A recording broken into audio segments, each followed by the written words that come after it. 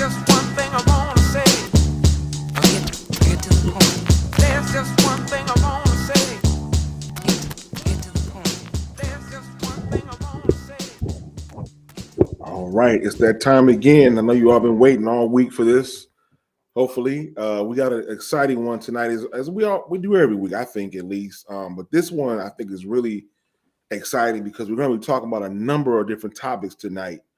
We're bringing back our 360 Takeout event. We've been doing those for quite a while now, but we took a break. We had some other topics we really wanted to go a little deeper into and gave a little more time just on one particular topic.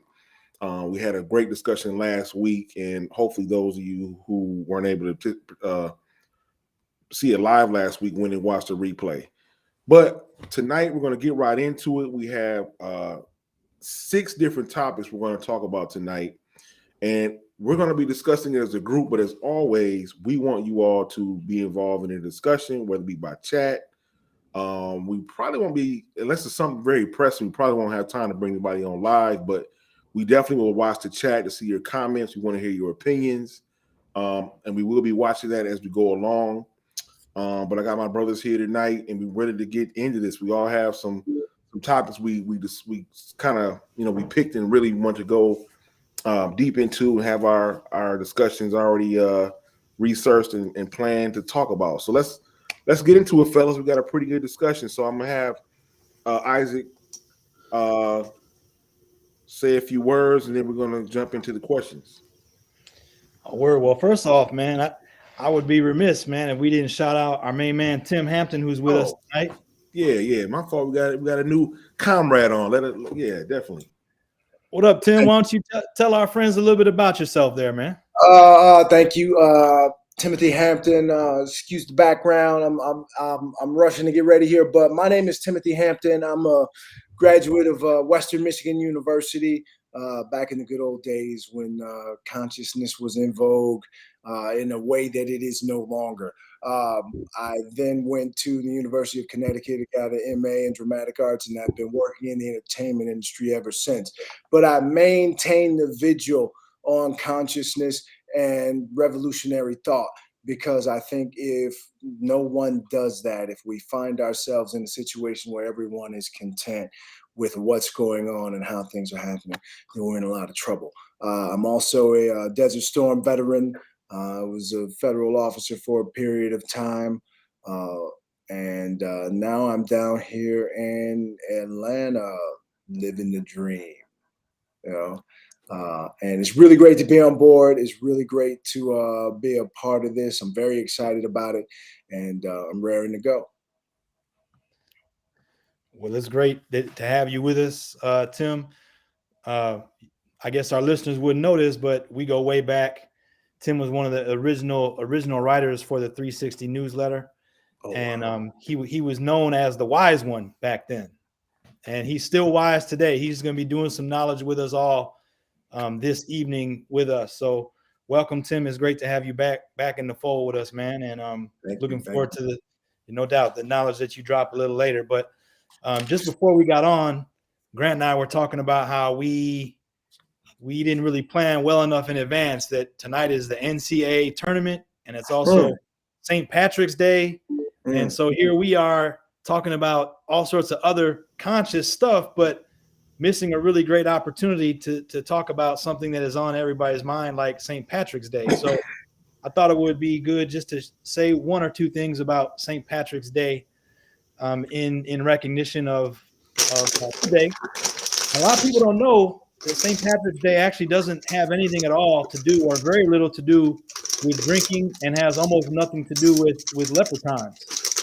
St. Patrick lived centuries ago in about the 5th century AD, and was actually born in Scotland, and he was enslaved by the Irish under the rule of the Roman Empire.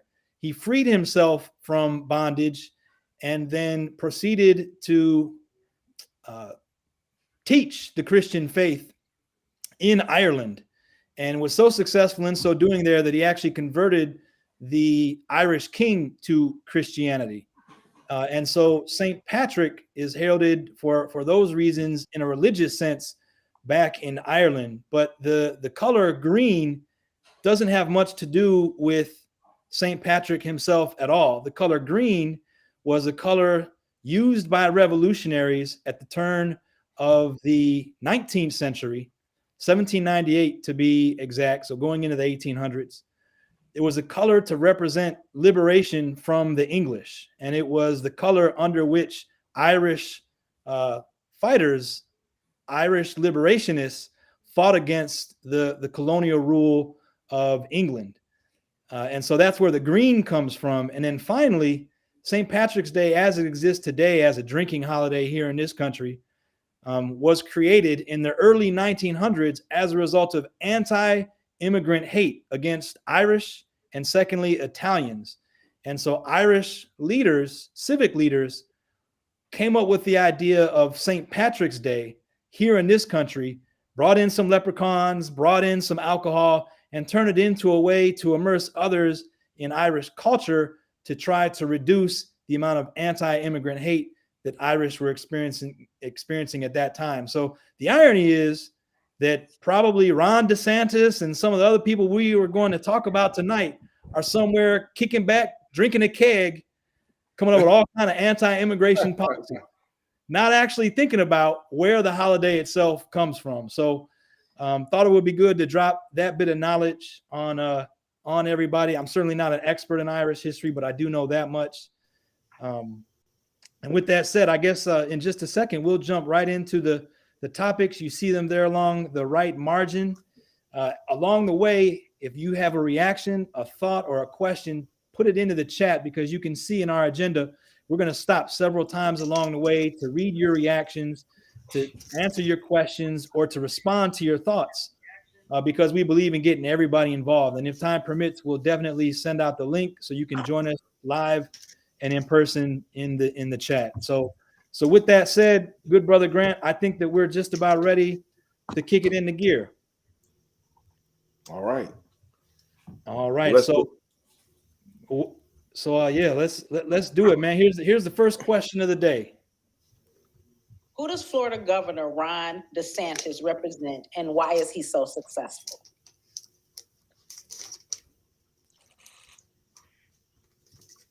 You know, that's a really good question. And you know, Ron DeSantis is a topic that I've been wanting to discuss for a while now because of his position. Ron DeSantis is actually the governor of Florida, and he represents one of the most conservative segments of America right now. He's one of the most popular governors in America because of his stance on things like critical race theory and consciousness. They call it the woke movement. You know, he has his whole Stop Woke movement in Florida right now. So he is a very, very, very popular figure in certain segments of America, but it depends on who you ask.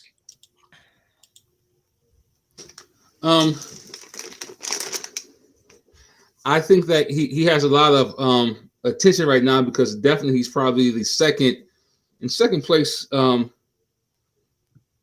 in contention of running for president in 2024. So of course the attention is on him, on his viewpoints. And they write a line on what President Trump, his viewpoints were, you know, years before. So they're right there. So of course, a lot of the people are following what he was saying, what he believes, and what he was believing. He's just less abrasive, easier to digest. I think he's more concise with the words that he's saying. So he comes across more educated, you know. So he has better understanding of critical race theory. So he understands what "Don't Say Gay." If that's a platform that he's running against or pushing, this understanding of what that is.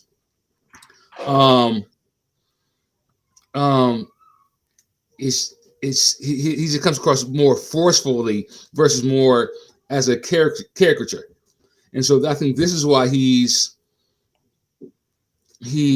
could go further than what Trump is. Yeah, plus at the same time, he's younger. So this is where he can have a bigger movement than what Trump had because he's younger, he's more educated, he's more articulate. So he has those things going for him. He's in the same lane as a Trump. So he's right there. So that's his base. Now what he does with that base is based on the next 2 or 3 years. He's going to be a dangerous person, I think. He is, like you said, he's right in line with Trump.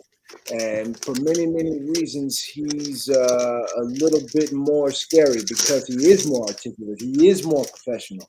He is more mainstream politician, which is exactly what the Republican Party needs. But the last thing I heard him say about critical race theory is that it's making children hate each other and hate the United States on the basis of race.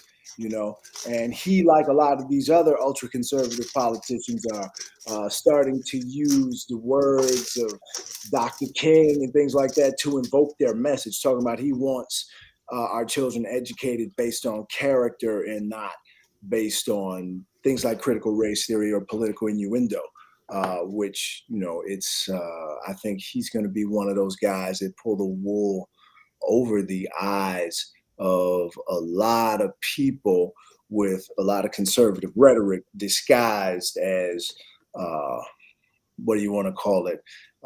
Political necessity, for lack of a better phrase. I'll go for that. That's where I am with Ron. And I'm a little bit worried about Ron getting in there. I'm a little bit worried about Ron getting in. I would say, especially coming from the Democratic side, when the Democrats are really showing their true colors, and which they've always shown, but from the standpoint of they're really just talking and not doing anything. I think Biden has really shown that he made all these promises that he didn't have to make towards Black folks that he's not going to deliver at all. He can't deliver them, so it's like why you even make these promises when you know you're not going to deliver them? You had to say anything about student loans. You had to say anything about any of these things, and you're not going to deliver them at all. So now we're like, okay, where's the stuff at now, Joe? Where they're at? You didn't say you had to give us to them. You could just shut up. You know what I'm saying? Don't tell me you're going to do this. You're the one who said it. I didn't bring it up. You said it. So now it was like, now there's this vote of apathy. That's your fault.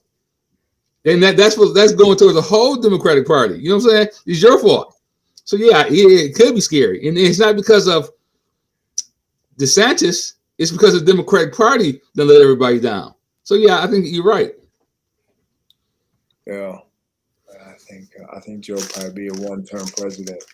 Yeah, I think so. I think so too. It's not because of the Republicans. It's because the Democrats are doing what Democrats do: talk a lot of trash and not deliver. You're right. They can't talk about the boogeyman Republicans anymore. You're right. I'll tell you what. I think. In reference to Democrat and Republican, just on this Ron DeSantis thing and the split between the two parties, I think really the truth is probably somewhere in the middle.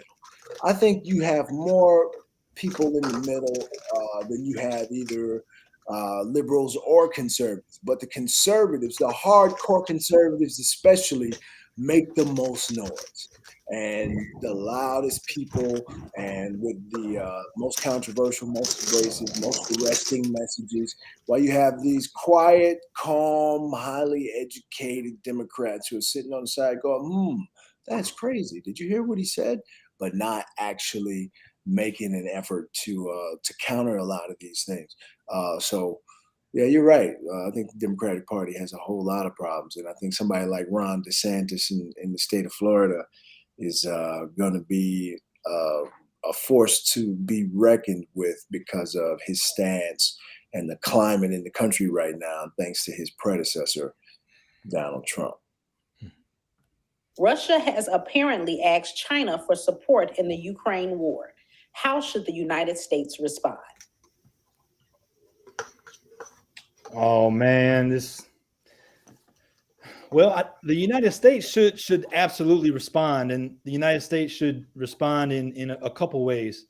First of all, the United States should take measures to immediately reduce the number of military bases and installations across the planet. If you add up all the other military bases on foreign soil, managed, operated, controlled by every other country in the world, it still doesn't even come close to half of the number of military bases that the United States owns and operates and manages all across the world. So the United States should immediately reduce the number of military installations across the planet. It should dissolve all of its military treaties, including NATO. So those are two things that the United States should do, I would say, immediately.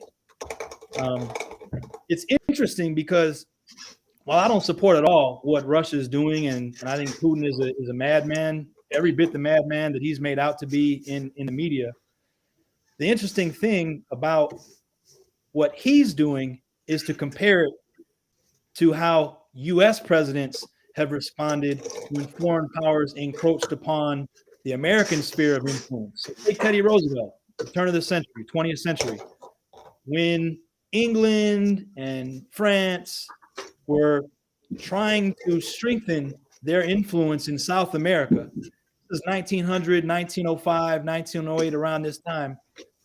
Teddy Roosevelt said that any relationship, any treaty, any trade agreement,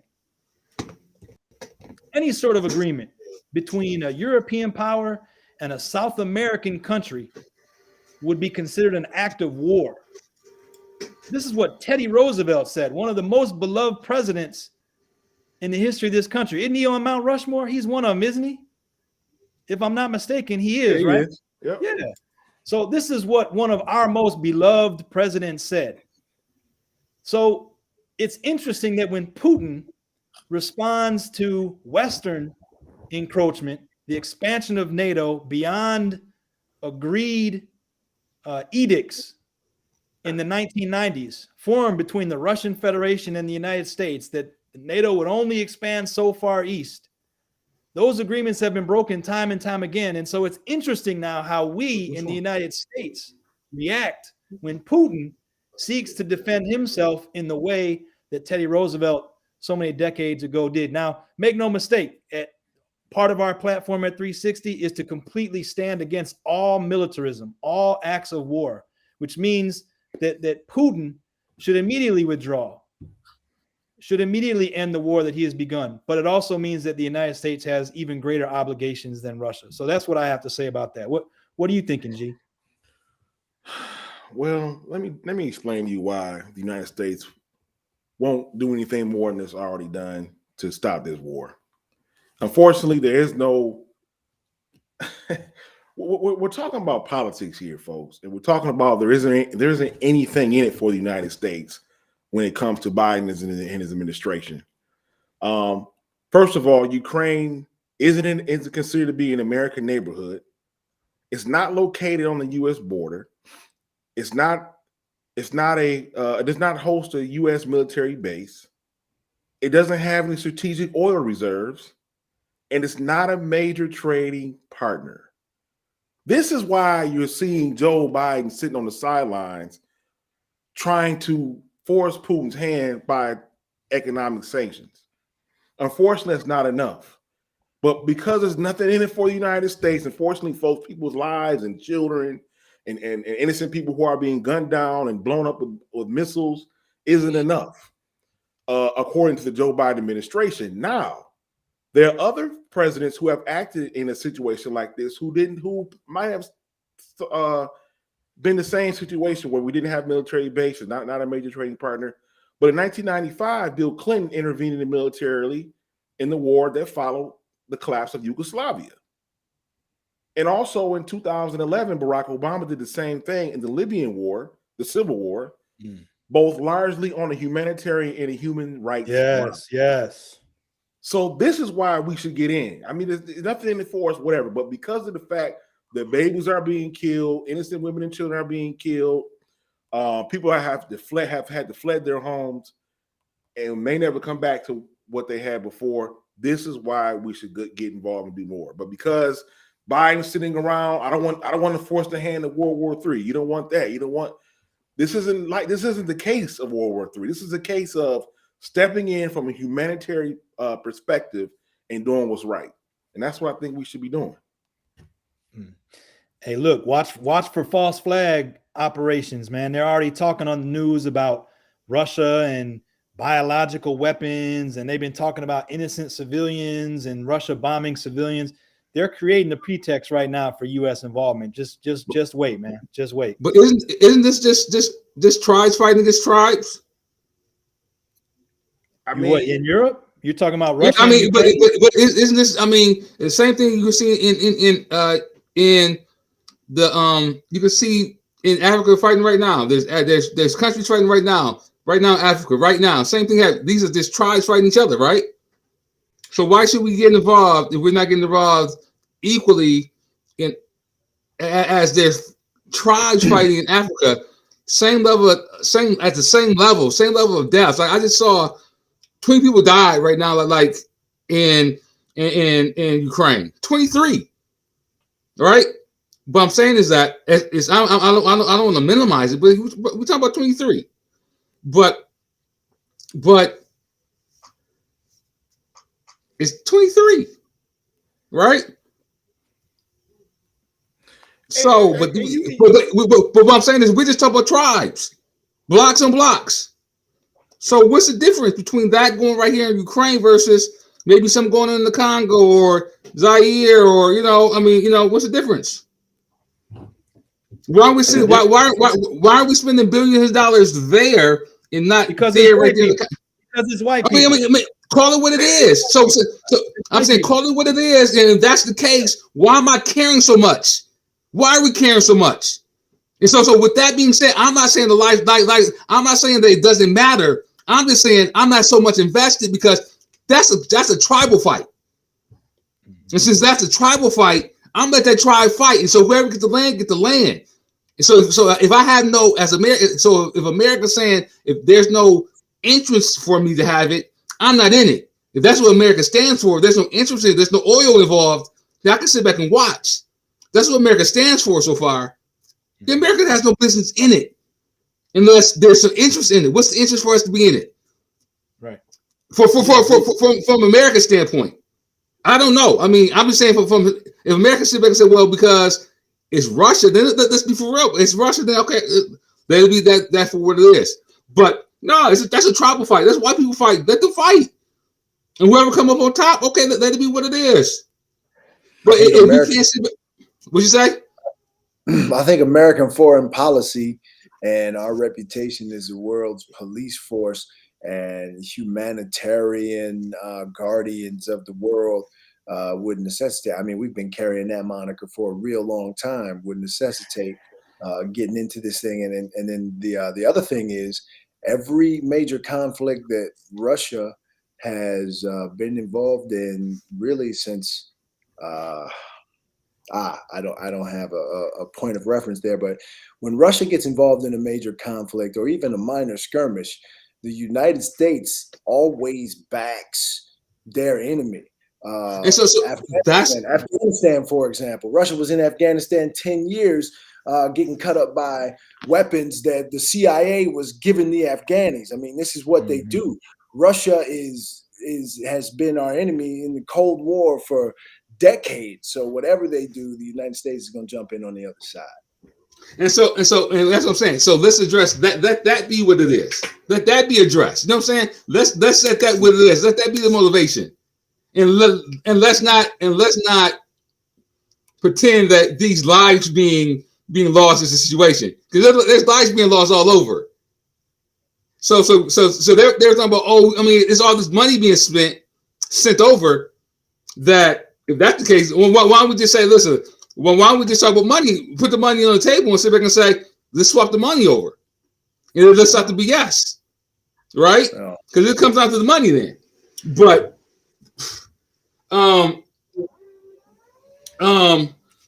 But because this is say is whatever y'all move, we move, just like that. Then because then Wanda has a comment, and we're right on time to look at comments. And so we just had our first one come in right on time. So thank you, Wanda, for that. She said, Ukraine has an issue with racism as well. So what do y'all think about that? I mean, they definitely do. They showed it. They showed their hand when you had Nigerians, Ghanaians, folks from Middle East descent, folks from India. All people of color basically were basically showed their hand that Ukraine, how they felt about them when they were not allowed on trains. And they kept saying, oh, well, women and children have to get on these trains first. Well, those people had women and children as well. But because they didn't look like they didn't have white skin, they were denied. So you had the Ghanaian, and also I know for at least the Ghanaian president intervened, and he sent the plane over for his folks. I think Nigeria did the same thing. It's an embarrassment, really. And these were students over in Ukraine, basically studying. Some of them, a lot of them were med students. So they were trying to go get a better opportunity in this country, and this is how they were treated. They turned their backs on them in the time in which they should have showed that they could actually be an inclusive country, but instead they showed their hand of just who they really are in the first place. Let's be honest about it. They're not welcoming to Black people or people of color in general. And so they do have a problem, and it was exposed during this war. So in many ways, yeah. I mean, I feel you, Amari. I feel you. I definitely not saying that we should, risk our resources, and I mean resources, I mean human resources, putting boots on the ground to get slaughtered for a country who doesn't care about somebody who looks like me. And then they asking people to come over from the U.S. to go come over and get a gun and literally fight in the streets who have no military training at all. Does anybody come over and just fight? And it's ridiculous because I'm still waiting for Kyle Rittenhouse to come over. You said what? I'm still waiting for Kyle Rittenhouse to get on over there. Yeah. Why don't he go over him and yeah. I think the racism in Ukraine and these issues with racism in these parts of the country and people of African descent being mistreated, especially in these types of situations, is just indicative of what the world really is when it comes to people like us. And that's a sad and sinful and shameful truth right there. True colors, indeed. Kudos. Yeah, and I mean, Ukraine definitely has a problem with intolerance and racism. I mean, I think most places in the world do, because that's just how far white supremacy reaches. But I think specifically there is a special kind of issue. The Azov Battalion is a right-wing paramilitary group that in many ways is just like the Nazi Party. We think of the Nazis today and we think of the Holocaust and all the terrible things that they did to systematically kill people and genocide. In 1937, 1938, the Nazis weren't doing that. They were a right-wing paramilitary group that promoted national pride, and they rose to become what we understand them to be today. So in that respect, I think the comparison is apt between the Azov Battalion and the Nazis. The other thing is that in, I believe it was 2014, the United States backed a coup there, which brought right-wing leadership into power. The Azov Battalion today, as a result of that right-leaning leadership, has been integrated into the country's national military establishment, not only because of the crisis with Russia's invasion, but even before that happened. So there's definitely an issue in Ukraine. It doesn't at all excuse Russian aggression. It's still wrong what's happening there. And as I said before, Vladimir Putin is clearly a tyrant and mentally unstable. Probably the only world leader I can think of more unstable than him was Donald Trump, which isn't to excuse our own president or others, but he's definitely unstable and unfit for leadership. So that's my last thought on that. All right. Well, I guess let's move on to the next topic then. Brett Hankinson, the lone officer charged in the events resulting in the shooting death of Breonna Taylor, was acquitted. Is abolishing the police the only way to get justice? Depends on your definition of justice. Good question. Let's look into this, Brother Tim.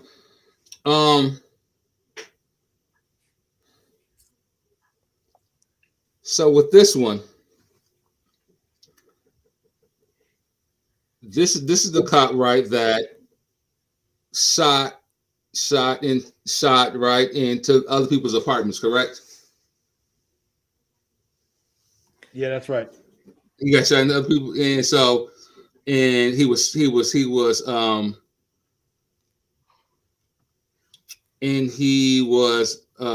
with what was he charged with? Reckless endangerment. Reckless endangerment, and so he got cut off. So in this trial, he got off of that. And so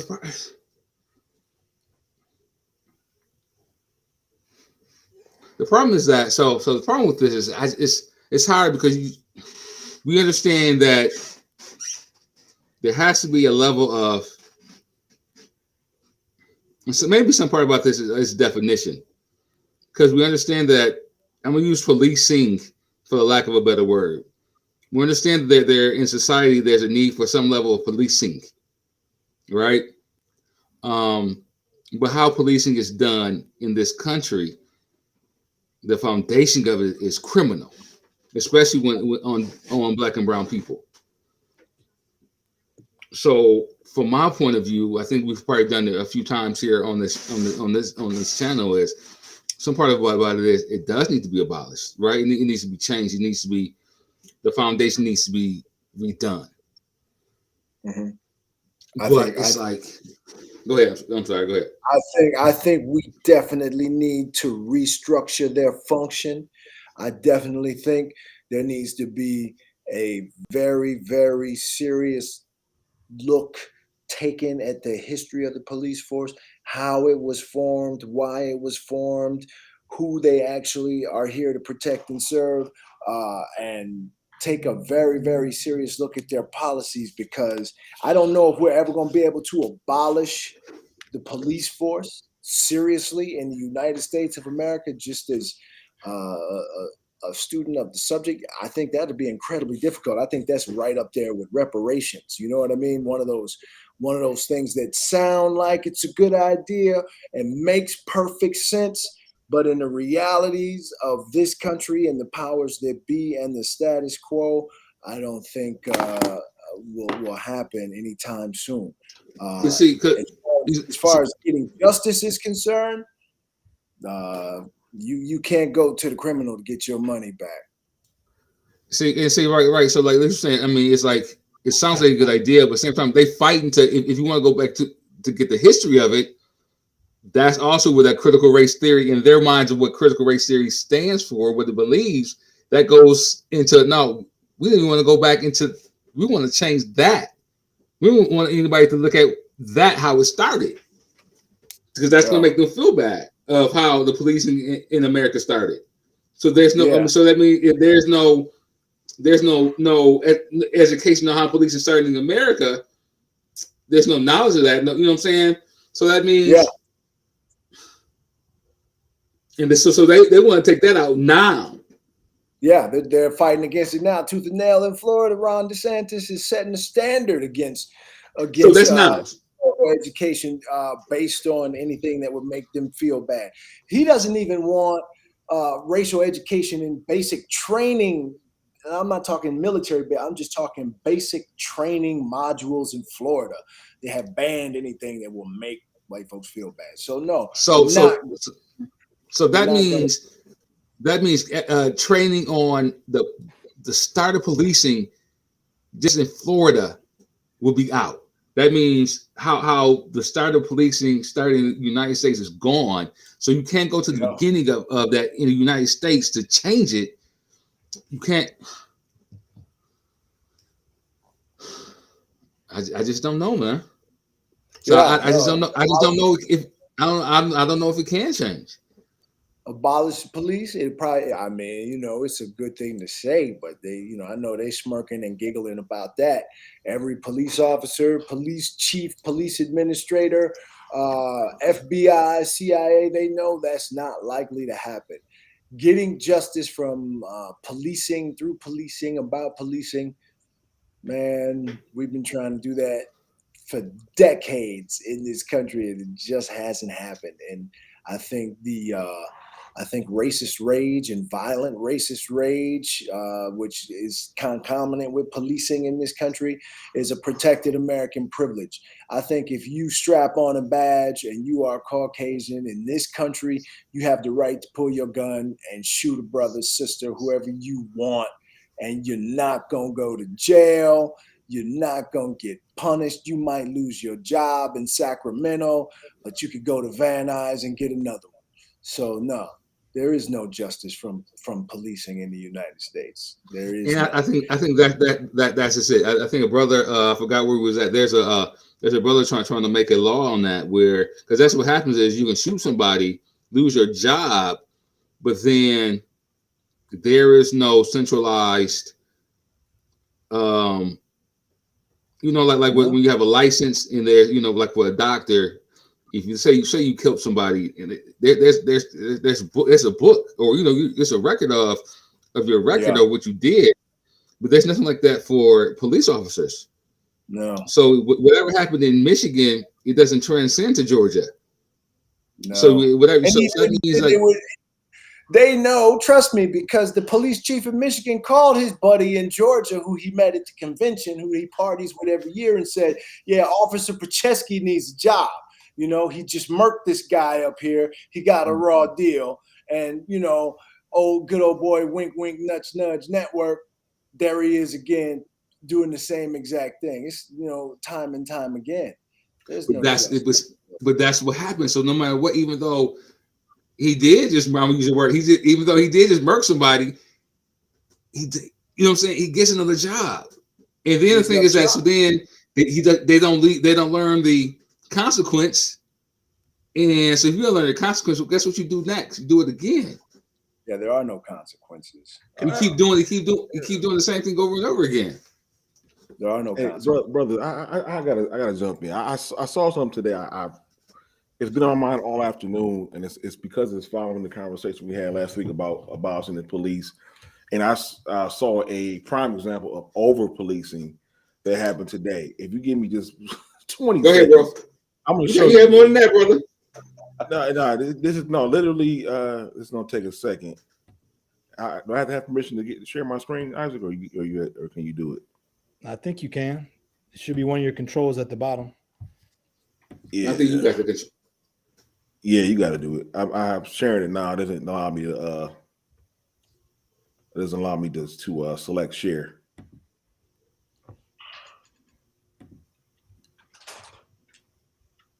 Let me see. Well, that's all right. Yeah, it won't allow mine. Anyway, it was a situation today of an armed. I'm sorry, he wasn't armed, but it was a guy wanted for attempted murder. One person in the car was a police chase today. When I tell you it was about probably 30 police cars, no exaggeration. One guy, at least 30 to 40 police officers were in pursuit of this one man. And when they got to him, it was like a dramatic scene out of a movie. You know, 20 officers pulling him out of the window, throwing him to the ground. I was like, they did more effort to get this man who was wanted for attempted murder they did for Kyle Rittenhouse or Dylan DeRoof, who was taken around in a car ride and giving Burger King. So this is the type of stuff that people keep seeing of the over policing of the Black community and the use of force for Black men that are arrested that puts a bad taste in the mouth in the Black community, in particular about police. And we know that police officers are not trained correctly. Any police chief that watched that in any part of the country should be ashamed of themselves. But they have that many officers on the scene for one person. And of course, it was to make an example out of them. Here it is, another Black man on primetime television being yanked out of his car. He wasn't even struggling. He didn't put up a fight at all. but they had to make sure they show that the force that they are capable of doing if you do indeed break the law. But yeah. So I wish I could have pulled it. It was really crazy. It is The problem with the Willie Lynch. It is the Willie Lynch doctrine played out again and again and again. It's the Willie Lynch doctrine. That right there was a mild lynching. It was a lynching light played out in front of everyone, so they know what everyone will know what they're gonna do to a brother who breaks the law, especially on camera. You have to show the world what you're capable of doing as the oppressor, or else oppression doesn't work. Yeah. I do think that specifically nominate a Black woman to the Supreme Court. Did Tom Brady make the? That one's you, Tim. As far as specifically nominating, is that a racist gesture for him to specifically nominate a Black woman to the Supreme Court? Again, it depends on who you ask, because what does it mean that her flesh is actually Black? Does that mean that she is bound to be one thing or another as far as the ideology and the prosecution of the law is concerned? I think that's a racist notion right there. Oh, we are going to nominate this Black woman. That means, she is going to be this based on the color of her skin. So I don't think it was a racist thing for him to nominate her, but I think it's going to be a racist firebrand for the next 6 to 8 months. I think we need representation, but we don't need to be thinking that she's going to get up in there and be like, all right, or that this is going to change the Supreme Court. The Supreme Court is overwhelmingly conservative. I think the last few Republican presidents have made sure of that. And when Donald Trump, when Barack Obama went in there to nominate someone liberal, they made sure that didn't happen. So is it racist for him to say, I'm going to nominate a Black woman? Depends on who you ask. Half a dozen in one hand, 6 in the other. Philosophically, if he hadn't said anything and just nominated a Black woman, I think that would have been less racist. But since he made a point of saying, I'm going to nominate a Black woman, he brought race into the situation. He made race a part of the circumstances, then it is inherently racist. Let me explain that. If you believe in the concept of race, which I do not, there's no such thing. I think everybody in the circle knows that. If you believe in the concept of race and you use it as a topic in your daily lives, or you function under its auspices, you call yourself a member of a race other than human, African American, Caucasian, Latino, then you are a racist. Just as a flutist is a person who plays the flute is a flautist, a person who deals with flowers is a florist. If you deal with the concept of race in your daily life as part of your identity, you are racist. So yes, I think maybe it was inherently racist for him to say, I'm going to nominate a Black woman and piss everybody off. If he had just nominated a woman instead of a Black woman, he still would have pissed people off, but it would have been less racist. I don't think he's wrong to nominate a Black woman because she's Black. I just think it's a racist move in mentioning it. And that's my stance on that one. Yeah, I like that, Tim. I think where he went wrong was his explanation, the pledge that he made even before becoming president. Mm-hmm. Because the way he explained it, in fact, was racist. What he should have said was, Black women have been systematically and categorically denied the opportunity to serve on the court for centuries. Black women have been qualified since the forming of this nation to be on the Supreme Court, to serve on this court, and yet not one president has nominated a Black woman to do so. Well, the hegemony, the exclusion of Black women from the Supreme Court is itself racist.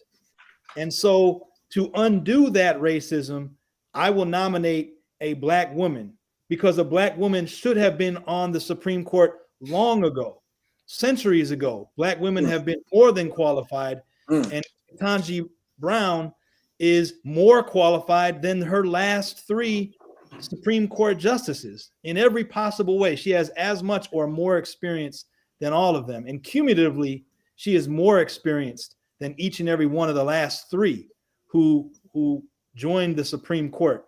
So I think that's the way that he probably should have explained it. That would have been more anti-racist, but I think just saying, yeah, black woman, I'm going to nominate a black woman, I think that creates fodder for the right and for intolerant people to fire at Biden and at Ketanji Brown Jackson unfairly. Yeah, I think you're absolutely. I think you're absolutely right about that. I think there was probably a better way to go about introducing that whole topic and introducing the fact that he wanted to do that.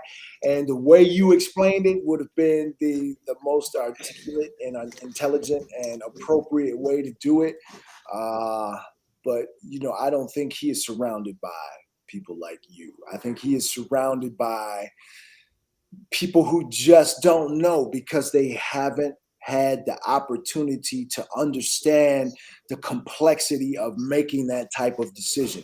And, something like critical race theory probably would have played a larger role in their lives, and they wouldn't have had that kind of knowledge. But, where we are with that, where we are. Wait. Hold on, fellas. Let me jump in here. Yeah, G.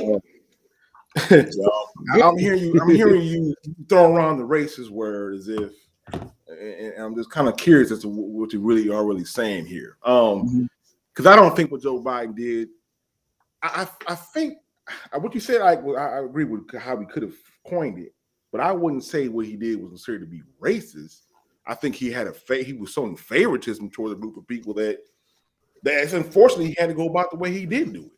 I mean, he specifically did it to get in office. Let's be honest about it. He promised a black justice as another check for him to get in office. Same way he did when he went to the churches and put on a show in front of black folks. And if you don't vote for me, you're not black. This is all the thing he did, all the antics and acting he did to get into office. So now he's there, fine. What he did was he went along with what he did promise. Now, because he set aside a black woman, why is it that we look at that as being racist when there's been plenty of white people who've been set aside for hundreds of years in many different positions throughout the political history of this country? We don't look at that necessarily as being, America doesn't look at that as being racist. But like it's automatic, right? Now all of a sudden, we do hear people throwing around, this is a racist act of him to select a black woman. Why would he only pick a black woman? That's not right. It should be if he wants a woman, all women should have a fair shot at this.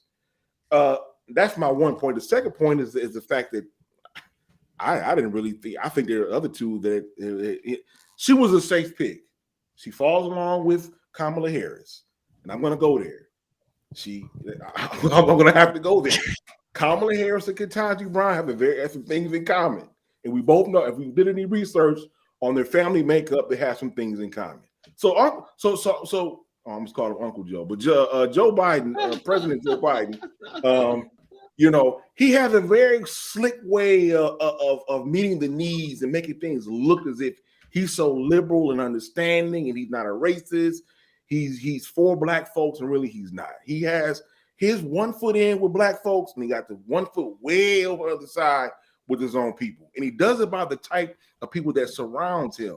And you have to look at that and take into consideration of why isn't the fact the other two weren't considered? Why did he pick it? Now she's qualified by. I'm not discrediting his sister at all. But yes, she is qualified. But I really wonder his intentions or his way makes him feel comfortable with certain black folk around. That's the point I had to throw there. But the main point I want to make is that it's unfortunate we see someone finally looking out for an African American, a black person in this country, that everyone wants to turn it into a racist thing. I don't look at it like that. I think he kept his promise that he said he was going to do, and that's what he did. Yeah. Go ahead. Go ahead, Tim.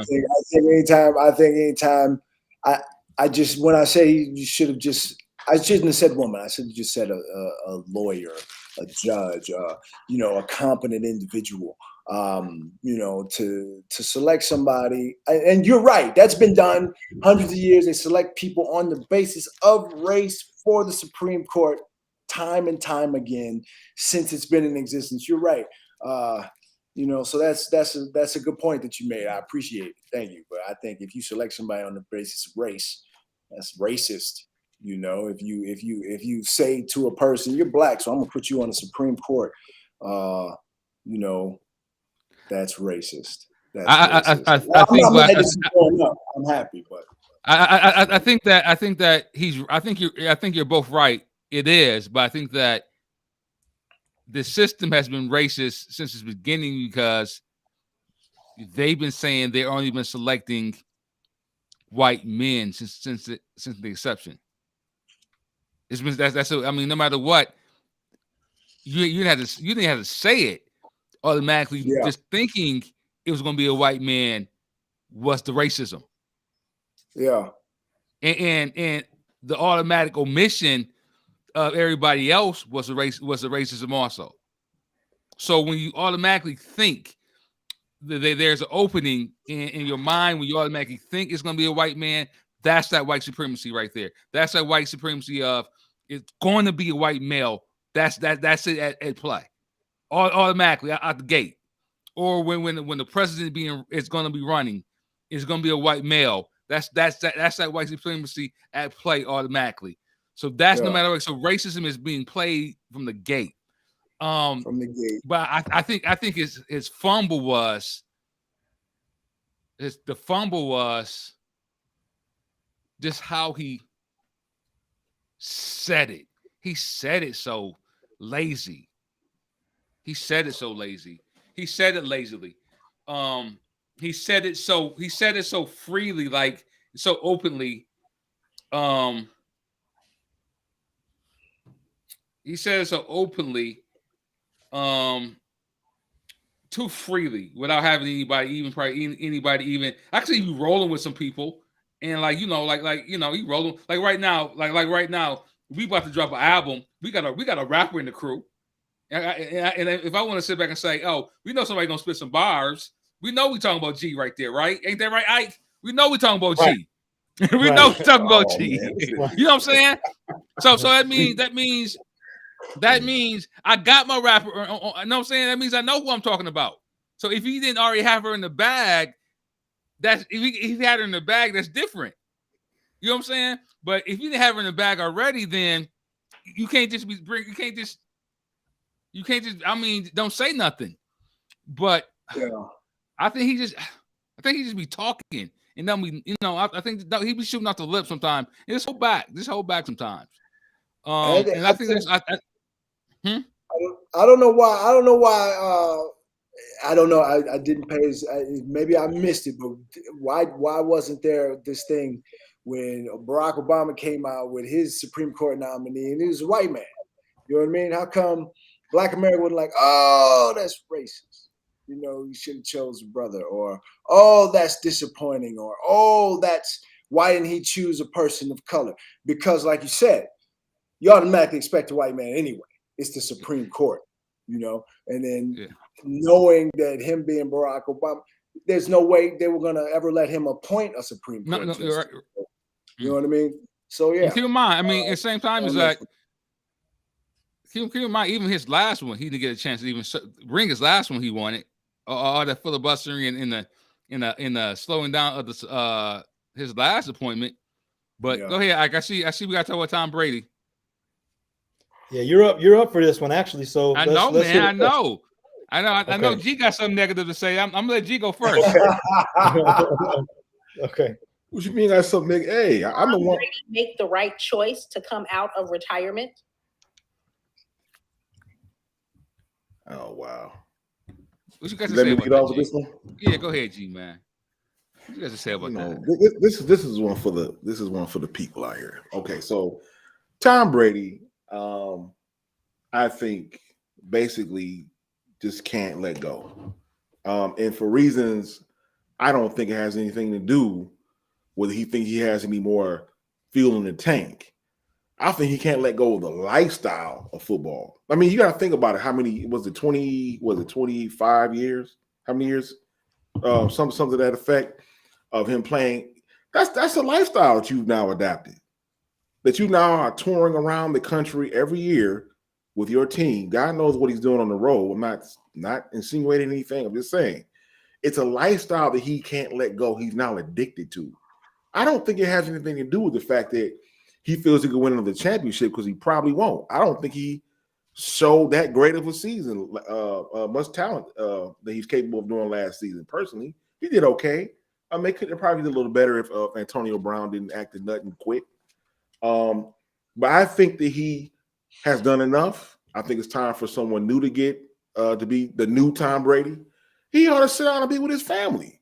He was the main one talking about, I want to spend more time with my family and my children. And then 40 days later, he decides, oh, I still got it. Was it an argument at the crib? Did he argue with his wife? His kids start getting on his nerves? You realize the four walls were getting bigger. He realizes that I can't go on the road every year, and I got my girlfriend in Cali. I got my girlfriend in Florida.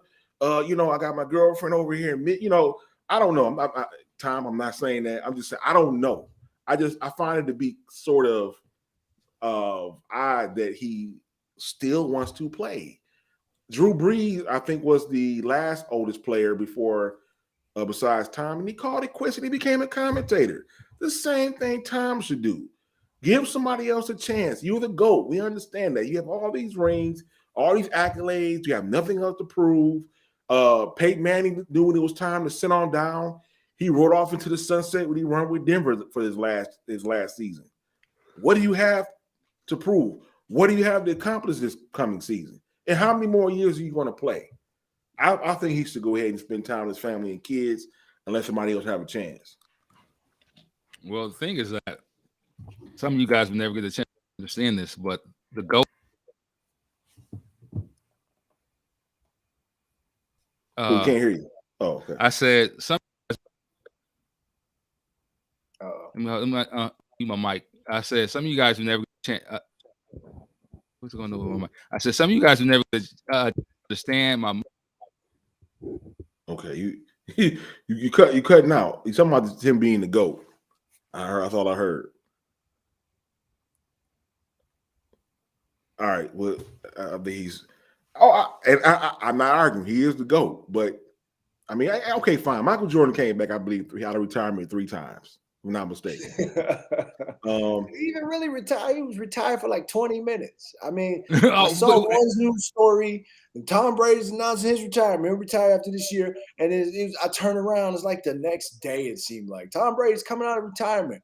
Did he even retire? Don't you have to at least sit out a season to be retired? You know what I mean? You're right. Stop playing to be retired. It's the off season. He didn't even stop playing. Yeah, exactly. He never really retired. He didn't even really retire. He didn't stop working. It's the off season. He's like, oh, I'm retired. Took a nap. Wake up. I'm not retired no more. I'm coming back. Okay, listen. Y'all gonna stay. Y'all gonna stop. Because y'all gonna stop. So let me tell y'all right now. I was saying is that the greats know. So this let me inform y'all. What it is that the greats know this. You sit back, you take some time, and that the greats know this. You take a look at your last performance. So this is what we do. You take a look at your last performance, and you sit back and look at how everybody else played or what they did. And so what we do is this. This is what we do. We sit back and we look around and say, okay, they did this, they did that. We judge what they did based on what we did, and we say, know what? We still had a chance. We still can go out there and still compete. Why not? If there's a big gap based on what we're doing versus what they're doing, then okay. But if there's not a big gap, then we don't go out there. I mean, there's a big gap, then we don't go out there. So typically, what happens is it wasn't a big gap. So he goes out there. He sat back and said, "No, I was still competitive. I was still competitive. I look real good out there." That's what happened. He's 44 years old, man. At 44. At 44, he was still competitive. I know the feeling. That's how I know. So that's how I'm just telling you. Hey, Until you go out and mess something up, a permanent I was- injury, he can't land No, himself. you know, I what was happens a is like, serious athlete. I was never a pro athlete, but I was a bad MF athletically. And at 44, there was stuff I could not do no more. You know, don't trust me. I was walking a few days ago on some ice. Trust me, that back hurt for a couple of weeks, and yeah, trust me. He's gonna yeah. You take a hit, it's gonna yeah.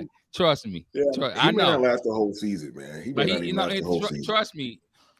I know he's not. He's not. He might even regret it. He might even regret it.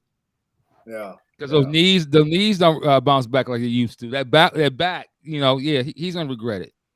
Yeah. All right. In 2020, Wells Fargo Bank denied nearly half of all Black applicants for refinance. Should there be a boycott of Wells Fargo? I say no. Don't boycott Wells Fargo, because the very concept of boycott means you're going to come back after that behavior is corrected. Leave Wells Fargo. Walk away from Wells Fargo. Don't talk about Wells Fargo. Don't bank with Wells Fargo. Don't think about Wells Fargo. Wells Fargo commercial, come on, turn the TV off. Go bank Black if you can. If that's something that is within your capacity to do, walk away from Wells Fargo and put your money in a bank somewhere where you will be appreciated, where your people are appreciated, where the CEO of the bank appreciates who you are as a person and what your people can do as contributors to that institution. Wells Fargo does not need nor want participation from the Black community. They've proven it time and time again. Their CEO, who just got a 20% pay hike, I think it was last year or the year before, said he doesn't hire that many Black applicants because the talent pool is too shallow, which is a familiar refrain for corporate America. Oh, there are no talented Black people. And I think, Isaac, you were saying about Ketanji Brown being qualified for the Supreme Court. Well, there's damn sure some talented and qualified African Americans, Black folks, whatever you want to call us, that could work for Wells Fargo. They have a problem with their racist hierarchy and racist structure. They don't want our money. And, I'm sure some 47% of the people that they turned down for these mortgages are flabbergasted and messed around and forgot where they were, Wells Fargo is actually a Swiss corporation. It's not even an American bank, but nah, don't boycott Wells Fargo. Walk away from Wells Fargo. Leave. And never, ever put another dime in Wells Fargo again. Yeah, and people are doing that. I've seen people live go in and withdraw their money. That's starting to be catching fire where Black folks are taking the money out of Wells Fargo. You're absolutely right. Wells Fargo does not need to be patronized by another Black person. Again, if you do have money, get it out of there. They're not for Black people, never have been. And so in 2020, we all know that the interest rates were historically low. And so for Black people who are homeowners, which is already a problem in this country as it is, who are just trying to get ahead, as we always are, but we're always somehow being held down, to take advantage of the historically low interest rates by refinancing their mortgages. It was all over the place. All kind of commercials were advertising about refinancing mortgages to get a better rate. But somehow or another, in 2020, Wells Fargo only approved 40% of applications to refinance their mortgages, while they approved 72% of white applicants. So now you have senators looking into this and investigating it. But Wells Fargo has had a history of not only duping Black folks, but duping people in general, going all over the place with all type of things. They have been lawsuits over, they've been fined over different controversies, such as in 2009, they were accused of higher cost charge African Americans and Hispanic borrowers. They have had a situation where they have failed to monitor suspected money laundering. They have had an issue with overdraft fees, where they're overdrafting customers unfairly. They have had settlements and fines regarding mortgage servicing practices. All over the place. This is a crooked bank, and they have shown no regard to black people at all. They've had several incidents, in particular when it comes to race. So their bank needs to be shut down, in my opinion. Not just taking money out. We need to do away with the bank. And that's why I think that this is definitely a situation that really was a knee-jerking to me, because it made me upset, because the one thing that black people do have in this country when it comes to wealth is their home. Those who do have a home, which you know, the wealth gap in this country that is very disproportionately make up of those who have homes, due to the fact that they're usually decline loans in the first place. But these are black folks who actually have a home and just trying to refinance, trying to get a leg up, trying to get a little bit of money back in their pocket. And this is what Wells Fargo decides to do. So I'm very upset by this. I say boycott. I say close the bank down. Get your money out of there if you are affiliated with them. I've never had anything to do with Wells Fargo. In fact, in Michigan, there are not very many. I'm not sure they're really here in Michigan, to be honest. I've never even seen a branch here. I know they're very prominent on the East Coast. A lot of people use Wells Fargo on the East Coast. So, and a lot of Wells Fargo down south too. Yeah, but get rid of them. Get rid of them. Get rid of them down. Don't boycott them. Leave them alone.